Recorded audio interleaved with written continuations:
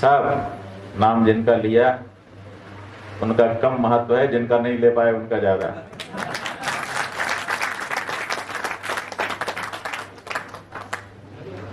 देखो, जब निर्बल को सताया जाता है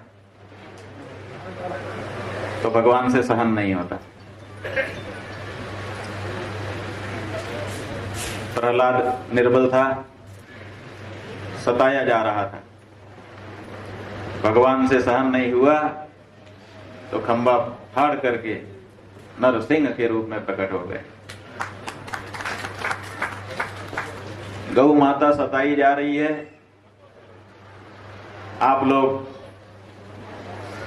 कष्ट सह रहे हो, कोई निदान नहीं, सुनने वाला नहीं है, तो देखो नरसिंहानंद आ गए।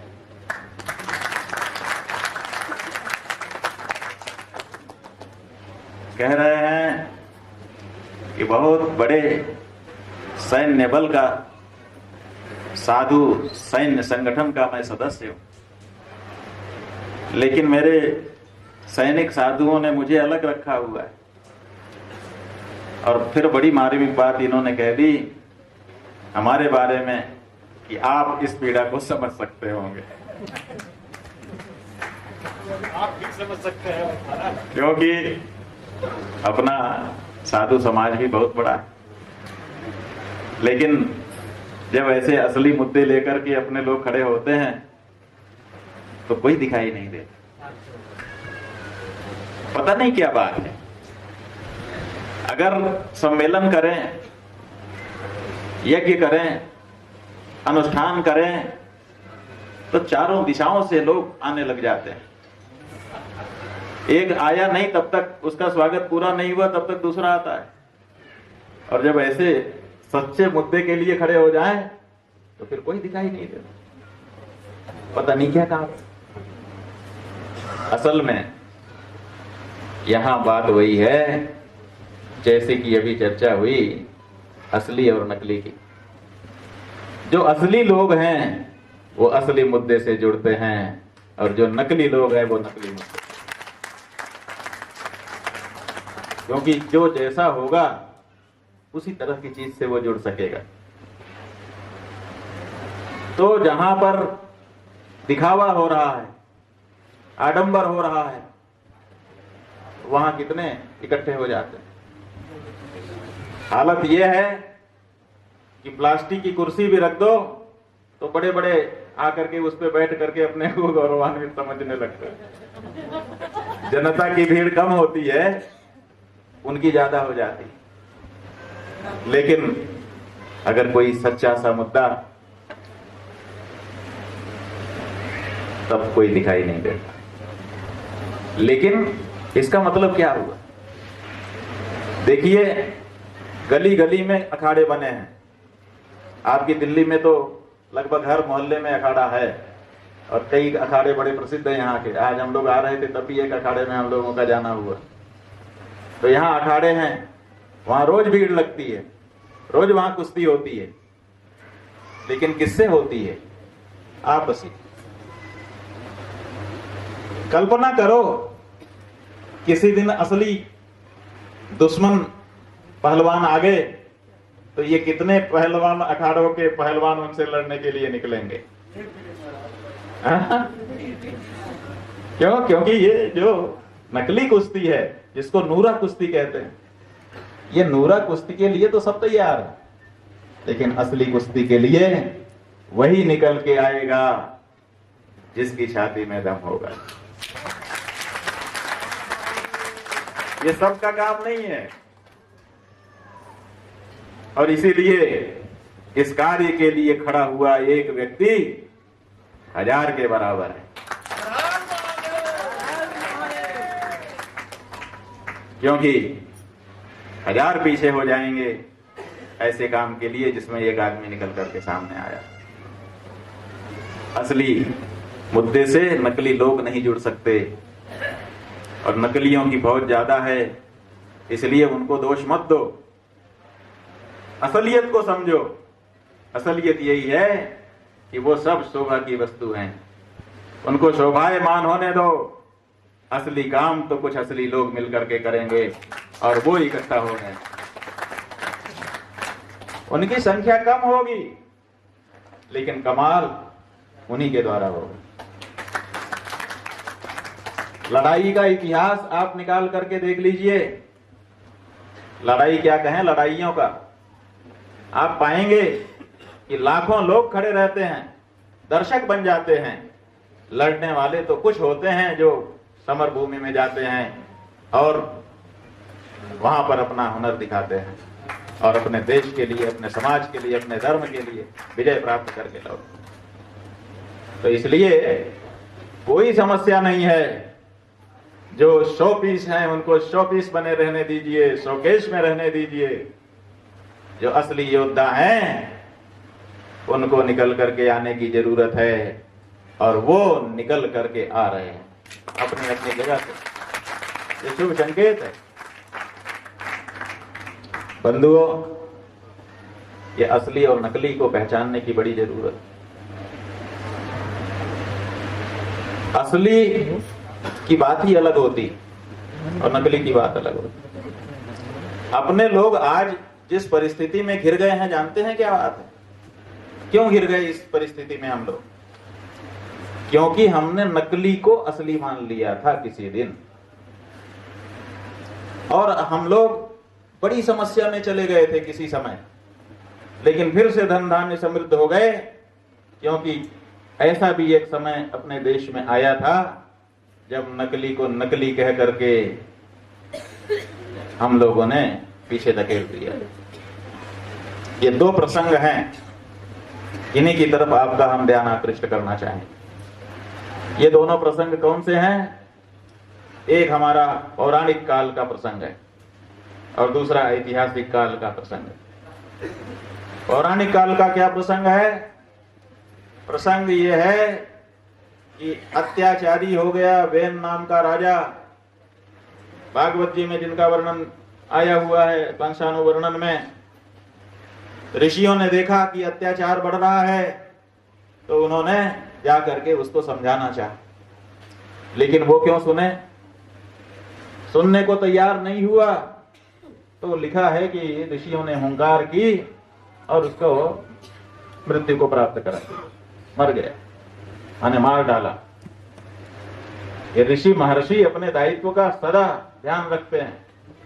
अगर राजा गलत दिशा में जाने लग जाए तो कभी चुप नहीं बैठते और राजा को स्थापित करने के बाद राजकाज की ओर देखते भी नहीं। राजा अत्याचारी हुआ, ऋषि मुनि इकट्ठा हुए, जा करके राजा को समझाना चाहा, राजा ने नहीं समझा, हुंकार भरी, राजा मृत्यु को प्राप्त हो गया। ऋषियों ने समझा कि हमारा काम हो गया, अत्याचारी राजा का हमने अंत कर दिया, फिर से तपस्या करने के लिए अपने अपने स्थान पे चले गए।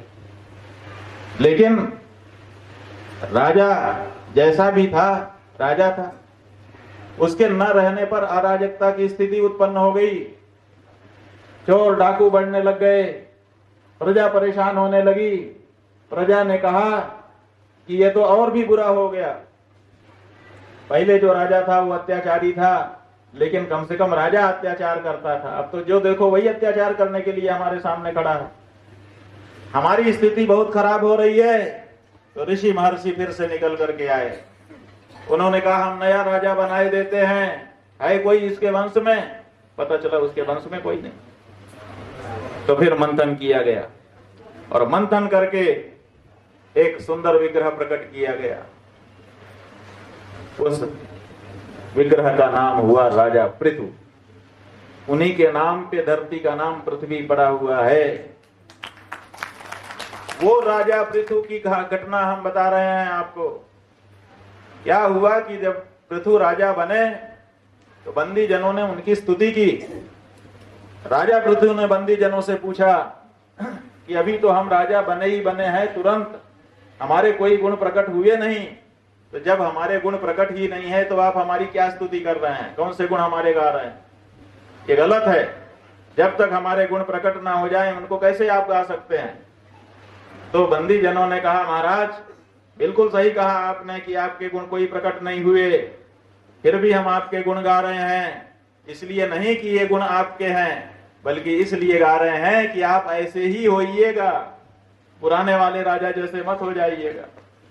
तो राजा पृथु ने अपनी प्रशंसा स्वीकार की कि ठीक है, हम ऐसे ही बनेंगे। कहा ठीक है, अब हमको हमारी प्रजा से मिलाओ। तो प्रजा को बुलाया गया और हालत बड़ी खराब थी, कोई चल के नहीं आ पा रहा था।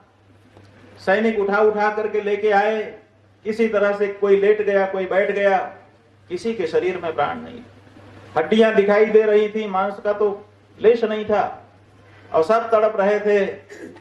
पृथु राजा के आंखों में आंसू आ गया। उन्होंने कहा कि ये क्या हालत है, ऐसी राजा, ऐसी प्रजा का राजा बनना बड़ा दुख का काम है, क्योंकि राजा प्रजा के रंजन के लिए, उनके सुख समृद्धि को बढ़ाने के लिए होता है। राजा प्रकृति रंजनात्। हम कैसे राजा बने कि हमारी प्रजा दुखी है। जा सुराज प्रिय प्रजा दुखारी, सो नृप अवश्य नरक अधिकारी। मैं तो नरक में चला जाऊंगा।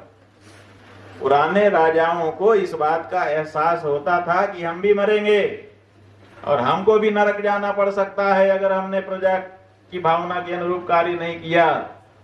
आज के तथाकथित राजाओं को इस बात का ही ध्यान नहीं है कि हम भी मरेंगे और हमको भी नरक जाना पड़ सकता है, यमराज के दरबार में खड़ा होना पड़ सकता है।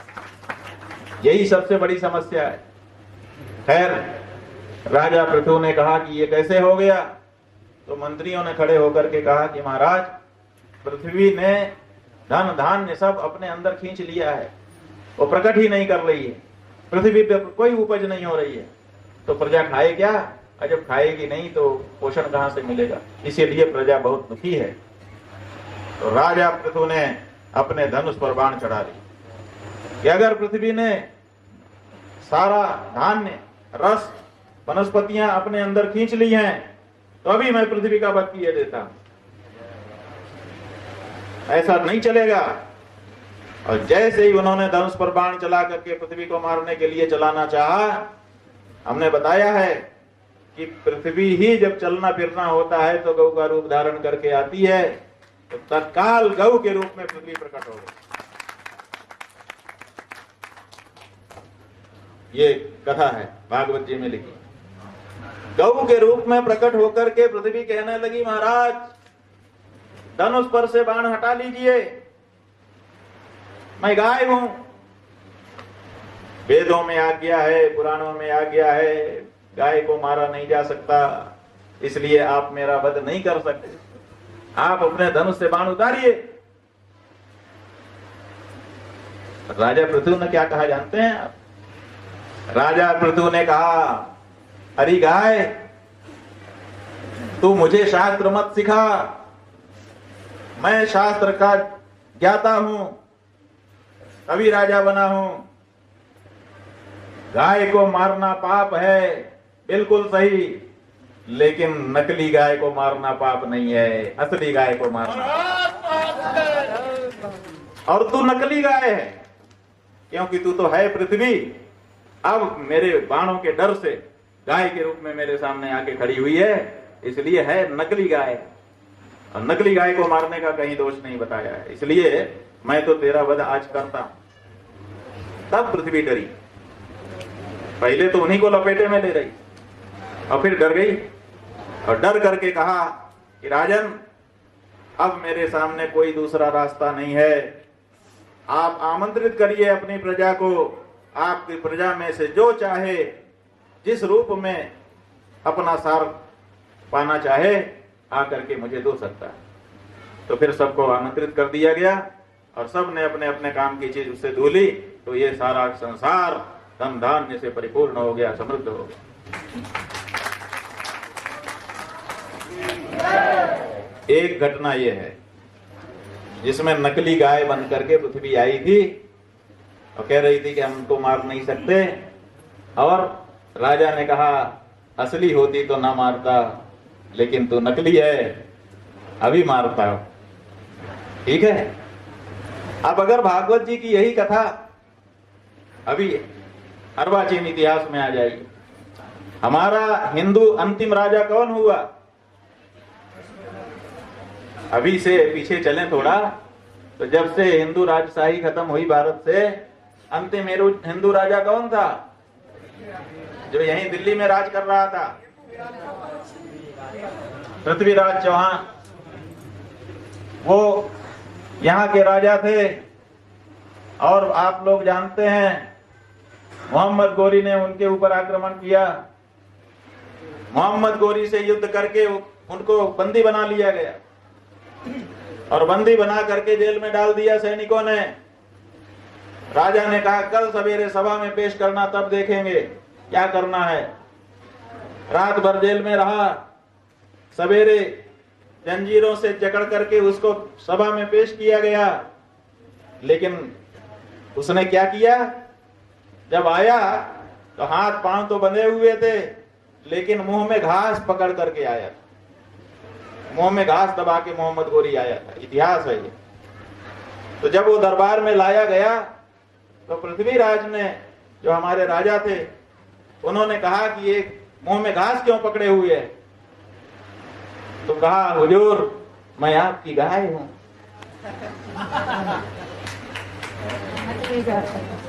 नकली गाय। नकली गाय बन के आ गया। और पृथ्वीराज चौहान ने क्या किया? अरे अरे गाय है, छोड़ दो छोड़ दो, मुच्चदाम मुच्चदाम, छोड़ दिया गया। और छोड़ दिए जाने के बाद वापस गया, फिर से सैन्य संगठन करके आया, फिर से सैन्य संगठन करके आया। और एक समय ऐसा आया कि राजा को घसीटते हुए अफगानिस्तान तक लेकर के गया और बड़ी दुर्गति, आंखें निकालनी, क्या क्या नहीं किया। राजशाही समाप्त हो गई। तो नकली पर भरोसा करने का परिणाम क्या होता है ये जान लो। इसलिए असली और नकली का जो विचार है वो कोई छोटा विचार नहीं है। हमारे जीवन को सिरे से उलट देने वाला विचार है। अगर हमने असलियत को पहचान लिया और असली के साथ खड़े हो गए तो सब हमारा कल्याण है। और कहीं हमने नकली में जा करके अपने आप को मिला लिया तो समझ लो हमारी दुर्गति का कोई अंत नहीं है, जैसे हमारी दुर्गति का अब अंत नहीं हो रहा।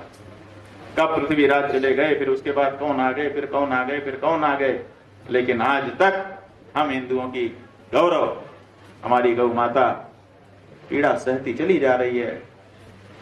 ये कहो कि हमको शाप नहीं दे रही है, नहीं तो हम तो बिलबिलाते, लेकिन आखिर ये कब तक चलेगा? कोई समय तो ऐसा आ जाएगा, सीमा तो सबकी होती है, कहीं अगर माँ के किसी एक रोए से शाप निकल गया तो फिर हमको बचाने वाला कोई नहीं होगा। ये तो समझो गोपाल मणि जी जैसे गौ भक्त हैं जिनके कारण गाय माता का श्राप अभी हम लोगों को बचा रहा है। लेकिन अधिक समय नहीं टिकेगा, वो समय आ जाएगा, इसलिए सावधान हो जाने की जरूरत है। नकली महात्मा पर भरोसा किया था सीता जी ने, साल भर रावण के चंगुल में उनको रहना पड़ गया था। और नकली को तुरंत पहचान लिया था हनुमान जी ने, तो सूर्योदय के पहले संजीवनी बूटी लाने में कामयाब हो गए।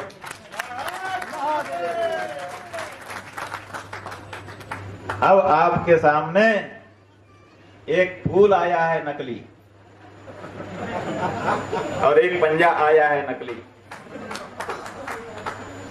ये पंजा जो है ऐसे दिखाई दे रहा है, ऐसे दिखने वाले पंजे का मतलब होता है अभय। हमारे यहाँ जो देवता हैं, उन देवताओं का विग्रह दर्शन करने के लिए आप जाएं तो ऐसे हाथ दिखाई देता है, ऐसे हाथ दिखाई देता है। ऐसे का मतलब है देने वाला और ऐसे का मतलब अभय प्रदान करने वाला। अभय की मुद्रा वाला जो हाथ है उसको क्या करना चाहिए? अगर असली होता तो हमारी गौ माता को अभय दे देता। इसी से पता चलता है कि मुद्रा तो अभय की है लेकिन असली नहीं है, ये नकली पंजा है और अभय मुद्रा दिखा करके हमारी मां को भय में डाले हुए है, उनको निर्भय नहीं बना पा रहा। और एक फूल हम समझते हैं कि फूल है। कुछ लोग कहते हैं राजनीतिक वाले कि फूल नहीं है, हमारी भूल है। हम नहीं कहते, हम तो ये देख रहे हैं कि फूल नहीं, ये हमारी मां के लिए शूल बन करके खड़ा, चुभ रहा है उनको, काट रहा है उनको, उनके शरीर से रक्त की धारा के प्रवाह का कारण बन रहा है। ये नकली चिन्ह काम नहीं आएंगे और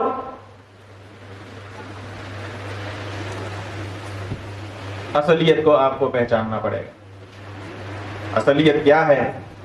असलियत यह है कि जितनी भी पार्टियां अभी तक सत्ता में भारत में आई हैं, आजादी के बाद से लेकर अभी तक, सब ने गौ माता की हत्या की है और सब गौ हत्यारी हैं। अब जो हुआ सो हुआ, बीती ताही बिसारी दे, आगे की सुध ले। जो बीत गया उसको बुलाना ही पड़ेगा और कोई तरीका नहीं है। भले उससे कुछ सीखने समझने के लिए हम भले उसको याद करें, लेकिन घटना के रूप में तो बुला ही देना पड़ेगा। तो अब उसकी बात अभी नहीं है, लेकिन आगे क्या होने वाला है? आगे भी वही होने वाला है कि हम हिंदू घोषणा करके आ जाएंगे। अरे हिंदू, तुम कह दो कि तुम हिंदू तो हिंदू हो जाओगे। हम कह दें कि हम घोड़ा हैं तो हम घोड़ा हो जाएंगे। हम कह दें कि हम बैल हैं तो हम बैल हो जाएंगे। कहने से कुछ नहीं होता, हम जो हैं वही रहेंगे। और तुम हिंदू नहीं हो सकते क्योंकि तुम गौ हत्या करते हो। गौ हत्यारा कभी हिंदू नहीं हो सकता।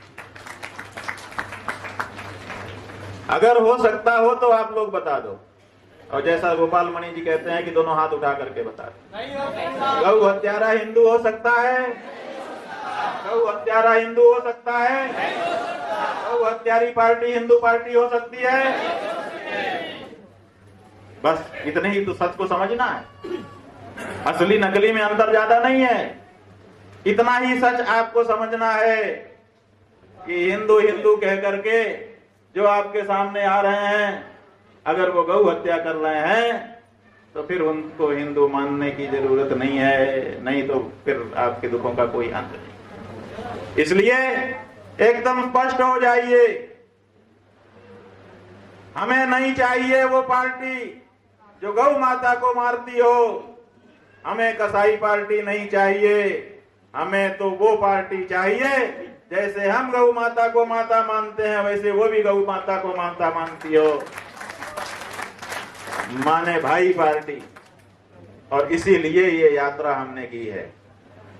ये यात्रा गोवर्धन जी से आरंभ हमने किया, क्योंकि हमने पुराणों में पढ़ा था कि जब इंद्र कुपित हो गए, गौ माता के ऊपर वर्षा करके डुबो करके मारना चाहते थे, ऐसे समय में गिरिराज गोवर्धन ने गायों की रक्षा की और इसीलिए भगवान ने उनकी पूजा करवाई।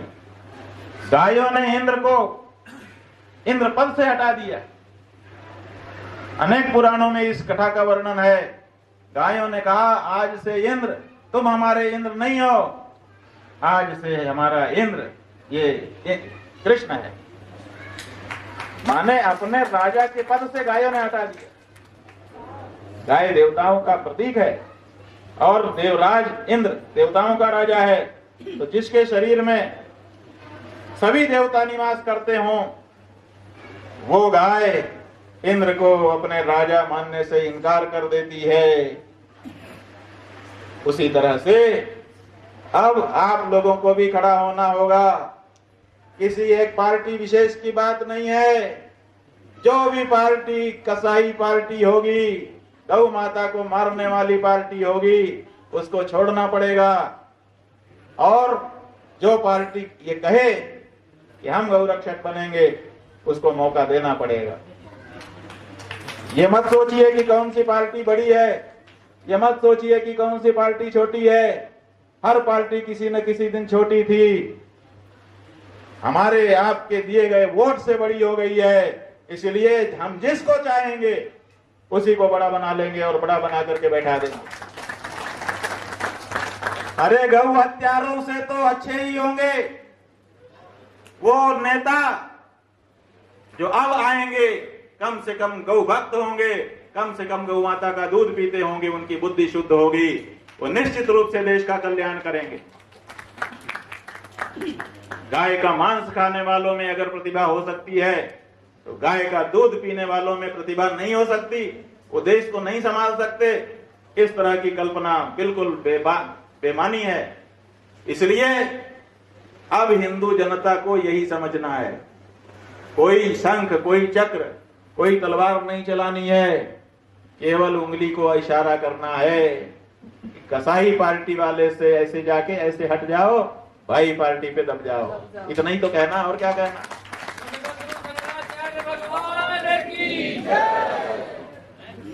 और हम गोवर्धन जी से नंगे पांव चलते हुए यहाँ क्यों आ रहे हैं? इसलिए नहीं आ रहे हैं कि हमको नेता बनना है, हमको चुनाव लड़ना है, आपका वोट चाहिए। हम इसलिए आ रहे हैं, हमको सच बात यह है कि गौ हत्या भी नहीं बंद करानी। तब आप कहेंगे कि क्यों आ रहे हो, तो हम आपको सच बात बताना चाहेंगे कि हमारा उद्देश्य ये नहीं है कि क्या हो, गौ हत्या हो ना हो। हमारा उद्देश्य ये है कि हम में विश्वास रखने वाली जो हमारी सनातनी हिंदू जनता है, उसके माथे पर गौ हत्या का पाप ना चढ़े। हम आपके माथे पर चढ़ा हुआ जो गौ हत्या का पाप है उसको हटाना चाहते हैं। इसके लिए गौ हत्या हमको बंद करनी है। सीधे सीधे गौ की बात नहीं है मेरे मन में, हमारे मन में आपके लिए भाव है। जब हम देखते हैं जहां पर जाते हैं लोग आकर के, जिनके बड़े बड़े घर होते हैं, बड़ी बड़ी गाड़ियां होती हैं, जब वो भी अकेले होकर के रोने लगते हैं तो हमको समझ में आता है कि कहीं ना कहीं कोई ना कोई समस्या है, जिसके कारण सब कुछ होकर के भी व्यक्ति खोखला बना हुआ है। और फिर पर्याप्त विचार करने के बाद हमको समझ में आता है कि ये सब एक ही उपाय से दूर किया जा सकता है कि गौ हत्या का जो पाप हिंदू जनता के माथे पर चढ़ रहा है उसको उतार दिया जाए। गौ हत्या का पाप हिंदुओं के माथे चढ़ा हुआ है, इसीलिए सब कुछ होने पर भी आप सुखी नहीं हो। ना तो आपकी प्रतिष्ठा हो रही है, ना आपके मन में सुख और चैन है। हम चाहते हैं कि आप भी सुख से रहो, चैन से रहो, आपके हृदय में भी आनंद का संचार हो, आपको भी प्रतिष्ठा प्राप्त हो।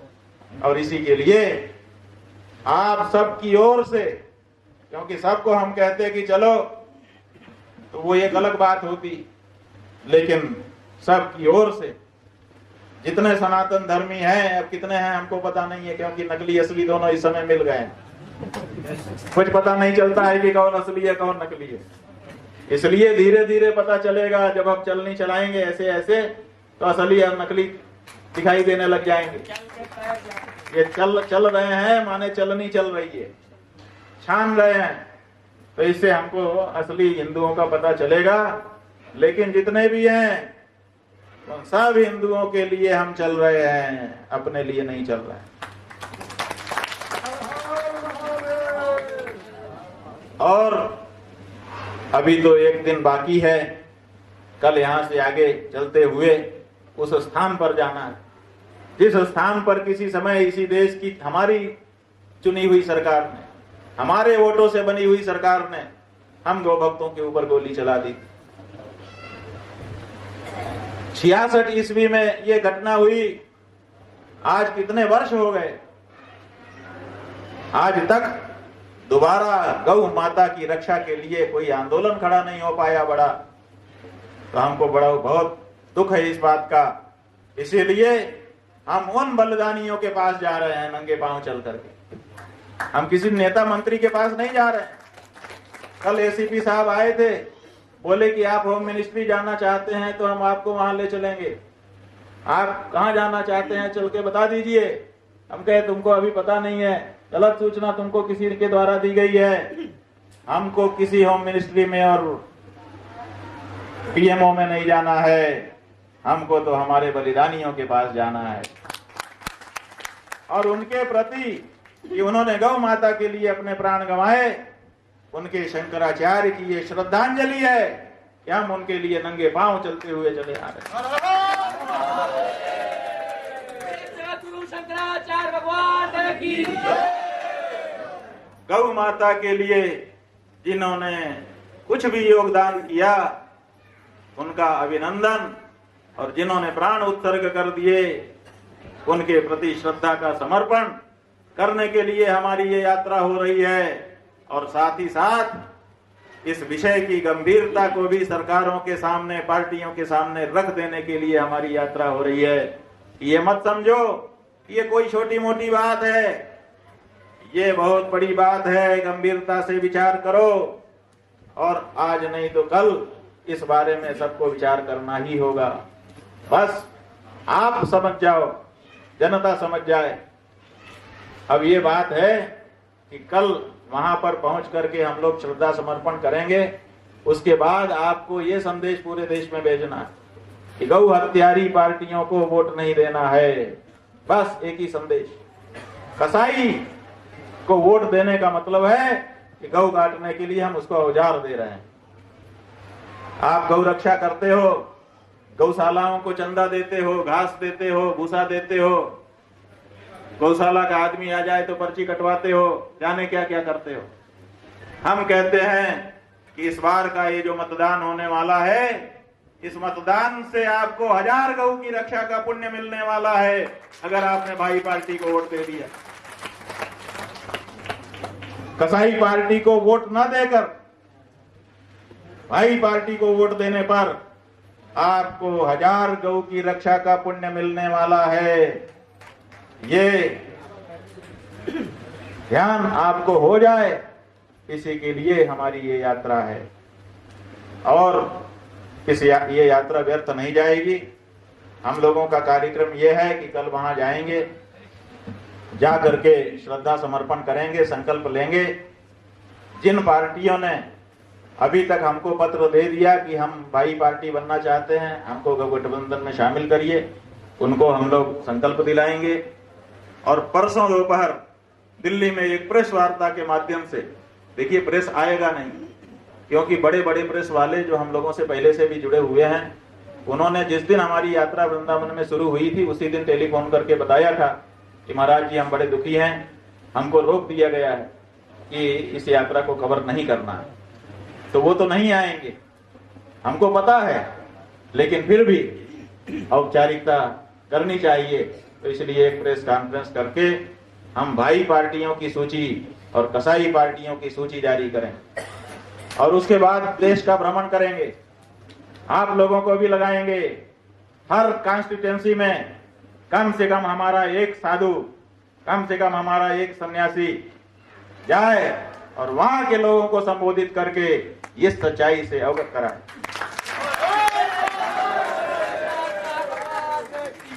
और इसके लिए 543 या 545 जितनी भी संख्या है लोकसभा की, उतने संत हमको चाहिए अपनी टीम के साथ। हम उनकी सूची जारी करेंगे, ये यहाँ पर, ये यहाँ पर, यहाँ पर, जैसे स्टार प्रचारक होते हैं पार्टियों के, ऐसे ही सच्चाई बताने के लिए अब स्टार सन्यासियों की हमको आवश्यकता है।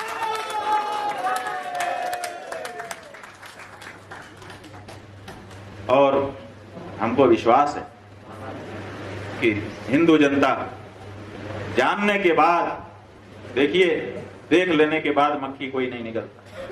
जब तक नहीं नजर में आई तब तक की बात अलग है, कुछ भी हो जाए चली जाए मुंह में खीर के साथ, पूरी के साथ, लेकिन देखने के बाद तो कोई नहीं निकलता है।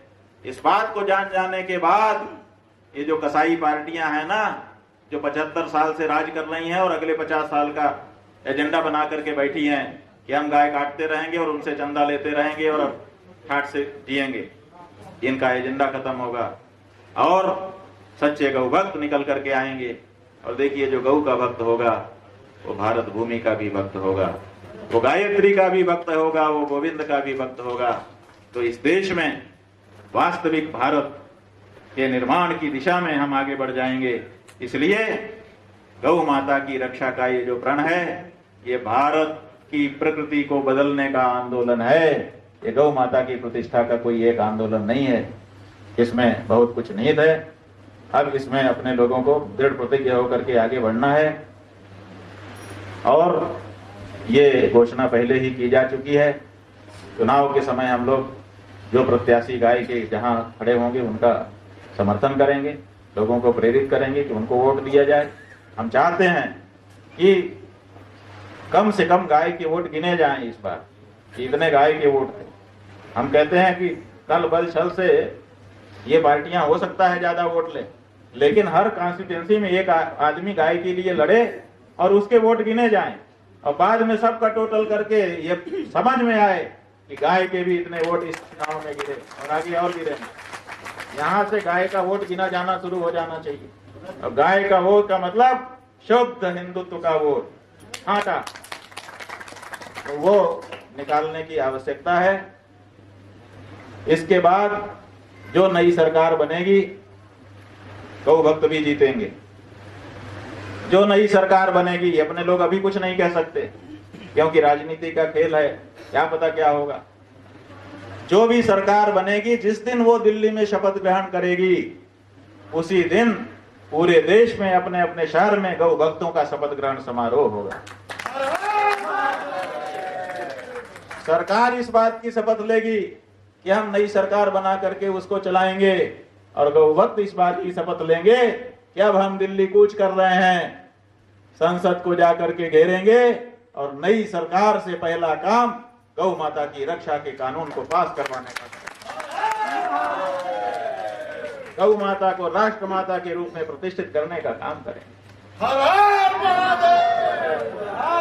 और जैसा कि हमको इतिहास जानने वालों ने बताया है, 1966 में जब शंकराचार्यों, धर्माचार्यों और सर्वदलीय गौ रक्षा अभियान, सब कोई बचा नहीं था, जितने तरह के हिंदू हैं सब के नेता उसमें सम्मिलित होकर के कार्य कर रहे थे, तब 10 लाख के करीब लोग वहां पर इकट्ठा हुए थे।